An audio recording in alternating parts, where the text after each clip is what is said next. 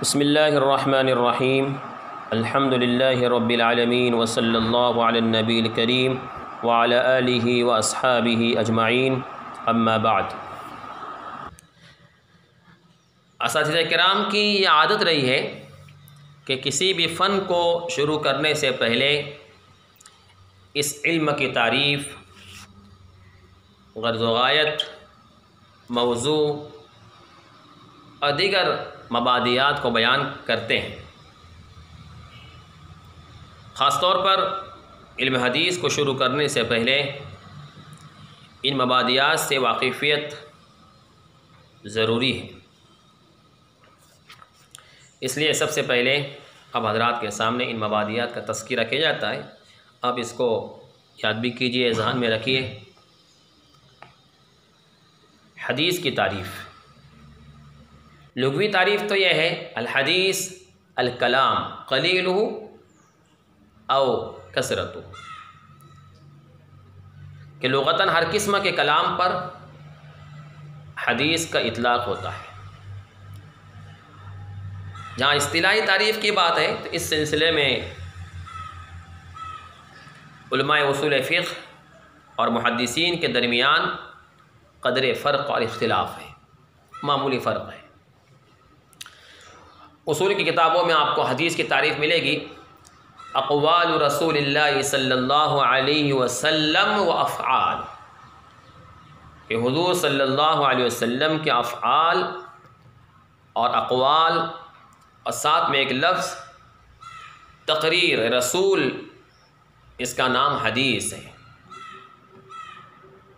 یعنی چونکہ لفظ افعال میں تقریر رسول بھی داخل ہے، اس سے الگ سے اس کو عام طور پر لوگ نقل نہیں کرتے ہیں، ورنہ تین چیزوں کا نام حدیث ہے: آپ کے اقوال، آپ کے افعال، یا پھر آپ کے سامنے کوئی کام کیا گیا اور آپ نے اس پر سکوت اختیار کیا، اس کو تقریر رسول کہتے ہیں، وہ بھی حدیث ہے۔ اسی طرح آپ کے احوال اختیاریہ بھی داخل ہیں حدیث میں۔ لہذا اصولیین کی تعریف میں وہ حدیث شامل نہیں ہو سکتی، وہ حدیث شامل نہیں ہو سکتی جس میں آپ صلی اللہ علیہ وسلم کے احوال غیر اختیاریہ کا بیان ہو، اس لیے کہ انہوں نے احوال اختیاریوں کا شامل کیا ہے۔ جیسے آپ صلی اللہ علیہ وسلم کا حلیہ مبارک، آپ کی ولادت و وفات پر جو مشتمل احادیث ہیں وہ۔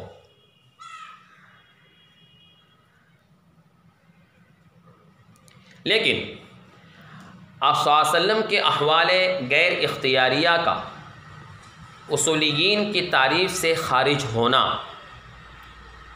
اصولیین کے نزدیک مضر نہیں ہے، کیونکہ اصولیین کا منشا حدیث سے احکام کا مستنبط کرنا ہے، حدیث سے احکام کا مستنبط کرنا ہے، اور جو روایتیں غیر اختیاریہ ہیں ان روایتوں سے احکام مستنبط نہیں ہوتے ہیں۔ احوال جو غیر اختیاری والی روایتیں ہیں اس سے احکام مستنبط نہیں ہوتے ہیں، اور ان کا مقصد احکام مستنبط کرنا ہے، اس لیے اس طرح کی روایتیں اگر ان کی تعریف میں داخل نہیں ہے تو اس سے کوئی فرق پڑتا نہیں ہے۔ البتہ محدثین کے نزدیک احوال اختیاریہ و غیر اختیاریہ میں کوئی فرق نہیں ہے، یعنی محدثین کے اعتبار سے ان احادیث کو بھی حدیث کہا جاتا ہے جس کے اندر آپ صلی اللہ علیہ وسلم کے احوال غیر اختیاریہ داخل ہیں۔ جیسے حلیہ مبارک کی بات آئی، آپ کی ولادت و وفات کی اور دیگر، ان کو بھی جو ہے حدیث کہا جاتا ہے۔ اس لیے کہ محدثین کا منشا احکام کو مستنبط کرنا نہیں ہوتا ہے، بلکہ ہر وہ بات جو نبی کریم صلی اللہ علیہ وسلم کی طرف کسی اعتبار سے منسوب ہو اس کو بیان کرنا ہوتا ہے۔ اس لیے محدثین کے نزدیک یہ تعریف کی جا سکتی ہے اقوال رسول اللہ صلی اللہ علیہ وسلم و افعالہ و احوالہ، احوال میں دونوں باتیں آ گئے، احوال غیر اختیاری بھی آ گئے اور احوال اختیاری بھی آ گئے۔ تو یہ تعریف ہے، اور اس کی تھوڑی اور وضاحت کے ساتھ علامہ سخاوی نے تعریف کی ہے، ما اضیف الی النبی صلی اللہ علیہ وسلم، ما اضیف یعنی جس کی نسبت نبی کریم صلی اللہ علیہ وسلم کی طرف کی گئی ہے، قولا له او فعلا له او تقریرا حتی الحرکات او صفتا حتی الحرکات وسکنات فی الیقظۃ والمنام۔ تو اس تعریف سے ساری چیزیں جو حضور صلی اللہ علیہ وسلم سے متعلق ہیں ان تمام پر حدیث کا اطلاق ہوگا۔ تو حدیث کی تھوڑا سا تعریف میں اصولیین اور محدثین کے نزدیک فرق ہے۔ یہ جو تعریف ہے یہ محدثین کے اعتبار سے ہے، ما اضیف الی النبی صلی اللہ علیہ وسلم قولا له او فعلا له او تقریرا له او صفتا حتی الحرکات وسکنات فی الیقظۃ والمنام۔ یہ تو حدیث کی تعریف ہو گئی۔ ایک ہے علم حدیث کی تعریف۔ علم حدیث کسے کہتے ہیں؟ تو حضرات نے اس کی تعریف کی، معرفت اقوال رسول اللہ صلی اللہ علیہ وسلم و افعالہ و احوالہ، یعنی آپ کے اقوال و افعال اور احوال کو جان لینے کو علم حدیث کہتے ہیں۔ تو تقریباً سیم ایک سا تعریف ہو گئی۔ البتہ بعض حضرات نے یہ کہا کہ علم حدیث کی تعریف میں آپ کے اقوال، افعال، احوال تو داخل ہوں گے، لیکن صحابہ کرام کے اقوال و افعال یعنی احادیث موقوفہ بھی اس تعریف میں داخل ہیں۔ بعض کی رائے یہ ہے، اوپر جو بعض کی رائے ہے کہ وہ صرف آپ کے اقوال، افعال اور احوال، تو اس تعریف کے اعتبار سے احادیث موقوفہ وغیرہ علم حدیث میں داخل نہیں ہوں گے، لیکن دیگر حضرات کی رائے یہ ہے کہ اس کے اندر آپ کے اقوال، افعال، احوال کے ساتھ احادیث موقوفہ بھی علم حدیث کی تعریف میں داخل ہیں۔ اس لیے اس طرح تعریف کی گئی ہے، معرفت ما اضیف الی النبی صلی اللہ علیہ وسلم او الی صحابی او الی مما یقتدی بہم فی الدین قولا او فعلا او صفتا۔ یہ تعریف کی گئی،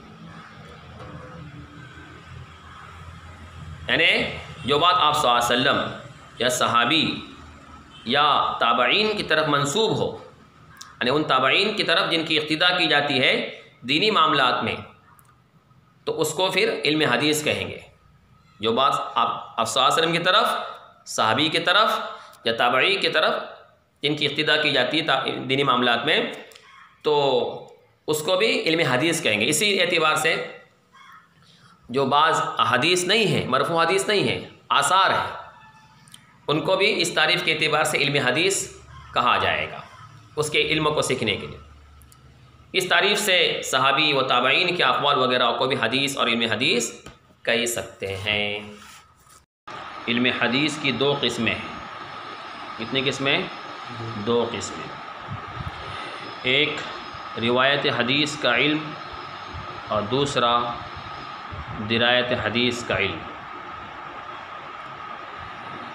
روایت حدیث سے مراد ایسا علم جس میں اقوال رسول صلی اللہ علیہ وسلم کو اور آپ صلی اللہ علیہ وسلم کے افعال و احوال کو تسلسل سماع کے ساتھ اور اس کو یاد کرنے اور اس کو لکھنے کے اعتبار سے جاننے کا نام علم روایت حدیث ہے۔ ایسا علم جس میں رسول اللہ صلی اللہ علیہ وسلم کے اقوال، افعال، احوال کو تسلسل سماع کے ساتھ اس کو یاد کرنے اور اس کو لکھنے کے اعتبار سے جاننے کا نام علم روایت حدیث ہے۔ علم روایت حدیث سے یہ بات معلوم ہوتی ہے کہ کس کتاب میں کس سند سے کن الفاظ کے ساتھ یہ حدیث مروی ہے، یعنی کس کتاب میں کس سند سے کن الفاظ کے ساتھ یہ حدیث مروی ہے، یہ بات علم روایت حدیث سے پتہ چلتی ہے۔ اور دوسری قسم درایت حدیث۔ درایت حدیث سے مراد ایسا علم جس میں تمام روایتوں کے احوال اور راویوں کے شروط کا علم حاصل ہوتا ہے درایت حدیث کے اندر۔ تو علم درایت حدیث سے کسی بھی حدیث کے صحیح، حسن یا اس کے ضعیف، نیز اس کے راویوں کے ثقہ اور غیر ثقہ ہونے کا علم ہوتا ہے۔ تو آسان الفاظ میں علم روایت حدیث میں اصل حدیث کا متن اور اس کے الفاظ کا علم ہوتا ہے، اور علم درایت حدیث میں حدیث کا حکم اور اس کی حیثیت معلوم ہوتی ہے۔ یہ فرق ہے بس دونوں میں۔ جیسے اس کو یوں کہہ سکتے ہیں کہ متن حدیث کی معرفت علم روایت حدیث سے ہوگی، اور روات حدیث کا علم درایت حدیث سے ہوگا۔ یہی بات ہے۔ علم حدیث کا موضوع، بعض نے کہا کہ آپ صلی اللہ علیہ وسلم کے اقوال افعال اس کا موضوع ہے، اس لیے کہ اسی سے بحث ہوتی ہے۔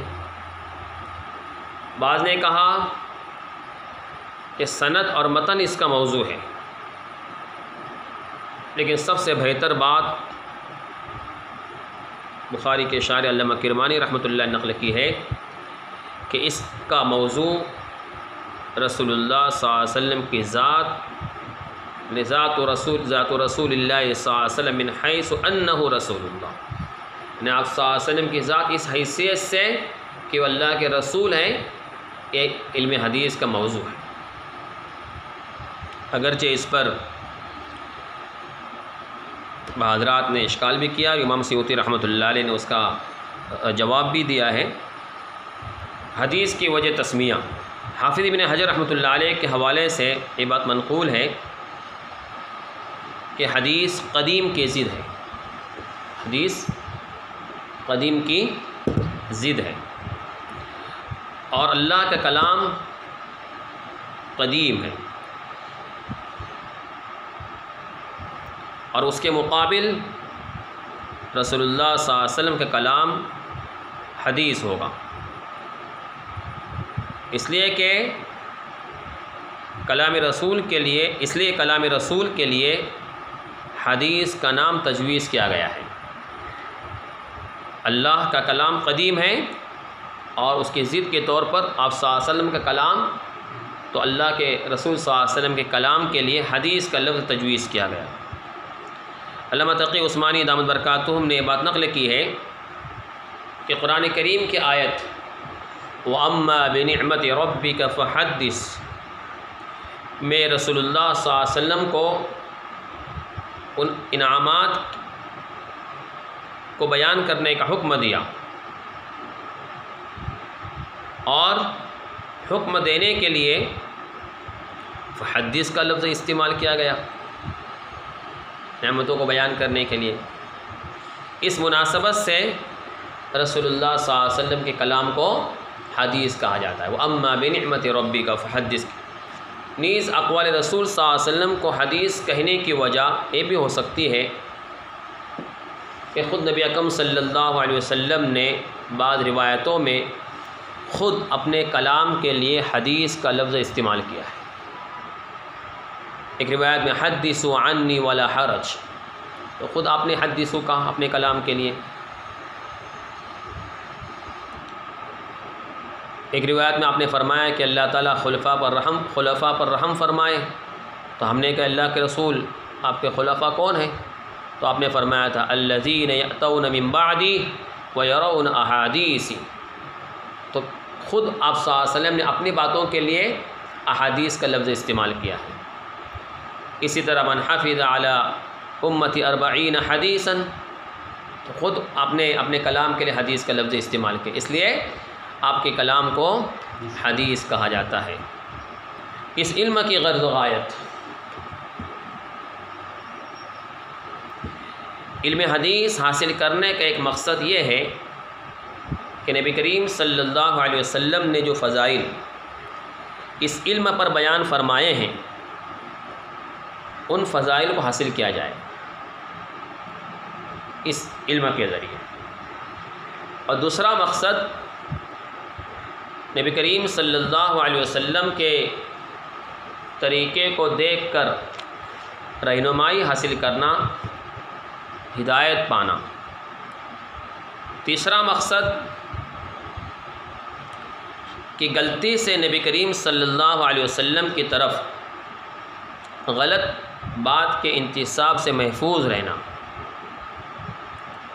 اور اہم مقصد الفوز بالسعادت الدارین، دونوں جہاں کی سعادت حاصل کرنا، یہ غرض و غایت ہے۔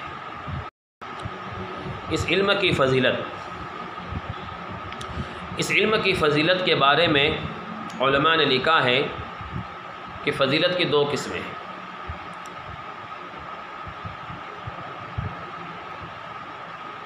فضائل منقولہ ہے اور فضائل معقولہ ہے۔ پھر فضائل منقولہ میں عام فضیلتیں بھی ہیں اور خاص فضیلتیں بھی ہیں۔ جو عام فضیلتیں ہیں وہ تو بڑی وافر تعداد میں موجود ہیں، جو محض علم دین کے حاصل کرنے پر بیان کی گئی ہے۔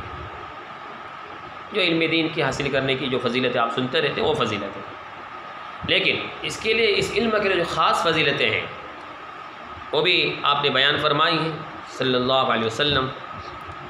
اب ارشاد فرمایا اللہ تعالیٰ تر و تازہ رکھے اس شخص کو جو میری حدیث کو سنے، اس کو یاد کرے، پھر اس کی حفاظت کرے جیسے کہ اس نے مجھ سے سنی ہے۔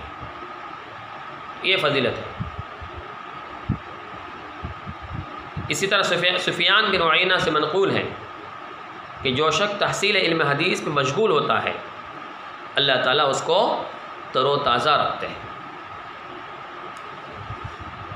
اور فضائل معقولہ یعنی عقلی فضیلت، عقلاً بھی یہ بات سمجھ میں آتی ہے کہ اس کی بڑی فضیلت ہے، کیونکہ حدیث نبی اکرم صلی اللہ علیہ وسلم کا کلام ہے، اور نبی اکرم صلی اللہ علیہ وسلم سب کے محبوب ہیں، اور محبوب کا کلام بھی محبوب ہوتا ہے، اور محبوب کے کلام میں لذت حاصل ہوتی ہے۔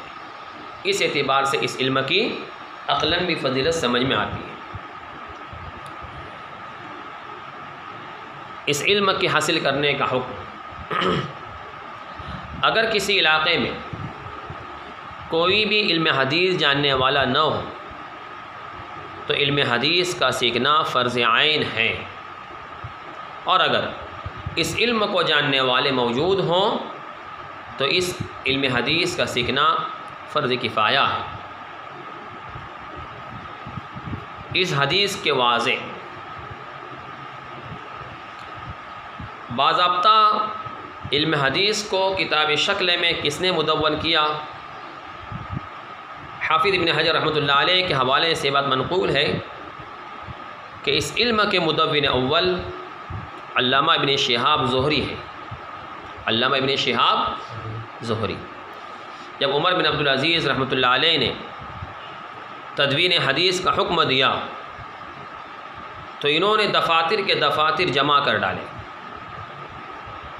امام زہری نے خود امام زہری رحمۃ اللہ علیہ سے منقول ہے کہ میرے علاوہ باضابطہ ایک کام کسی نے انجام نہیں دیا تھا، اور یہی رائے حافظ ابن حجر رحمۃ اللہ علیہ کے شاگرد علامہ سخاوی رحمۃ اللہ علیہ اور امام سیوطی رحمۃ اللہ علیہ کی بھی ہے۔ البتہ بعض حضرات کا کہنا ہے کہ اس علم کے مدون اول ابو بکر بن حزم ہے، اور ان حضرات نے بخاری شریف کی معلق روایت سے استدلال بھی کیا ہے، لیکن مولانا یوسف رحمۃ اللہ علیہ شیخ یونس جونپری رحمۃ اللہ علیہ صاحب کے حوالے سے بات نقل کی ہے کہ حقیقی مدون اول ابو بکر بن حزم نہیں ہے، بلکہ ابن شہاب زہری رحمۃ اللہ علیہ ہیں، جیسا کہ مشہور بھی ہے اور بہت سے دلائل سے اس کی تائید بھی ہوتی ہے۔